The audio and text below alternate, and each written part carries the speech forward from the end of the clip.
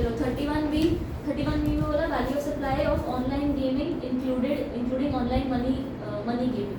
ठीक है, तो यहाँ पर ना एक चीज़ का ध्यान दो, लॉटरी में जो टिकटें होंगी उसकी वैल्यू होती है, या कुछ जीते हो उस हिसाब से TDS कटता है और ये सब होता है।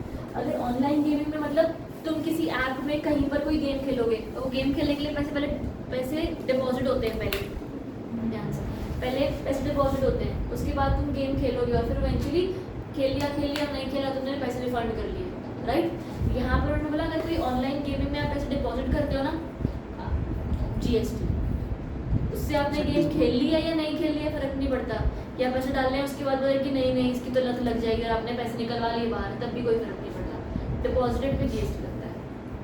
किसी भी ऑनलाइन गेम में पैसे डिपॉजिट करोगे तो GST कट जाएगा, अंडरस्टैंड। पैसे तो उसमें पूरे शो करता है। हाँ पैसे तो पूरे शो करता है ना वॉलेट में, अमाउंट डिपॉजिटेड है इसमें। देखो मैं थोड़ा वैल्यूएशन प्लीज चेक करो, value is equal to total amount paid or payable to or deposited with the supplier by the way of money or money is worth. ये तुम तो खेल रहे हो ना, सप्लायर है यहाँ पर। अच्छा सप्लायर के प्रोसेस नहीं है वो इतनी अच्छी बनी है भाई, इंक्लूडिंग वर्चुअल डिजिट एसेट्स और बायोग्राफ द, ठीक है तुम्हें ज़्यादा दिमाग नहीं लगाना, नहीं आता है इतना ज़्यादा, यहाँ तक समझ में आ गया।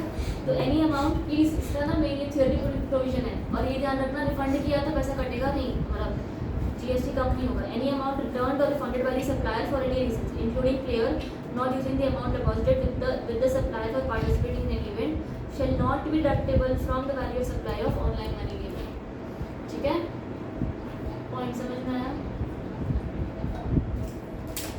हम यहाँ पर गेम खेलने वाले की बात नहीं कर रहे हैं, हम उस गेम को तुमको जो प्रोवाइड कर रहे हैं ना कि लोग हमारी गेम खेलो उसके लिए बात कर रहे हैं। तुमने किसी गेम में पैसे डिपॉजिट किए तो सप्लायर के पास वो गेम प्रोवाइड करने के पैसे आ गए ना, कल को तुम पैसे विड्रॉ कर लो तो तुम पैसे डाल के निकाल के सामने वाला जो सप्लायर है उसका GST बढ़ा दो। आया समझ? दिन में 2 बार यही करना है रोज। तो सप्लायर के लिए अगर तुमने ऑनलाइन गेम में कहीं पर पैसे डाले हैं, उन पैसों पर GST सामने वाले बंदे का डिडक्ट होगा, वो वैल्यू ऑफ सप्लाई मानी जाएगी। अगर वो वैल्यू ऑफ सप्लाई बन गई तो GST कट हो जाएगा उसका लेटर ऑन। पॉइंट समझ में आया? कोई फर्क नहीं पड़ता कि कल को तुमने रिटर्न कर लिया, पक्का बताओ। बस इतना समझ में आ गया? ये भी 31 ये तो नहीं तक था, नहीं तो ऐसा मैंने कब कहा? देख लेते तो उसका बोलेंगे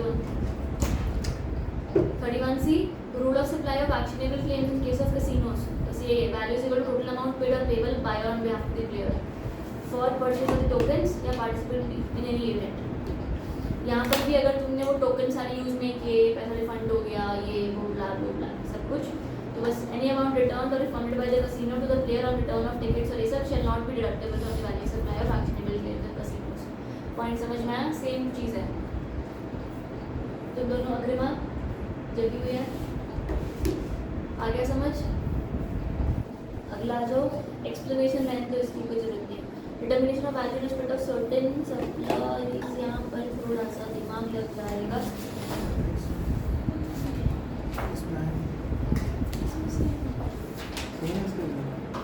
करते तो कर लेंगे यार, इसमें ना वो भी है, फिर इलस्ट्रेशन भी करनी है।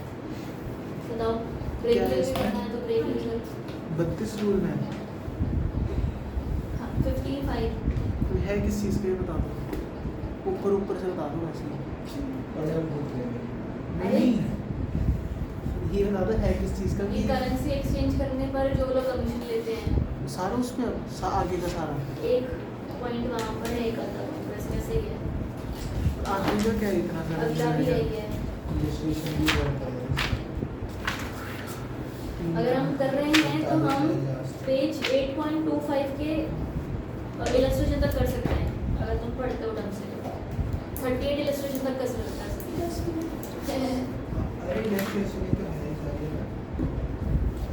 37 अच्छा ठीक है, इसको पॉज कर।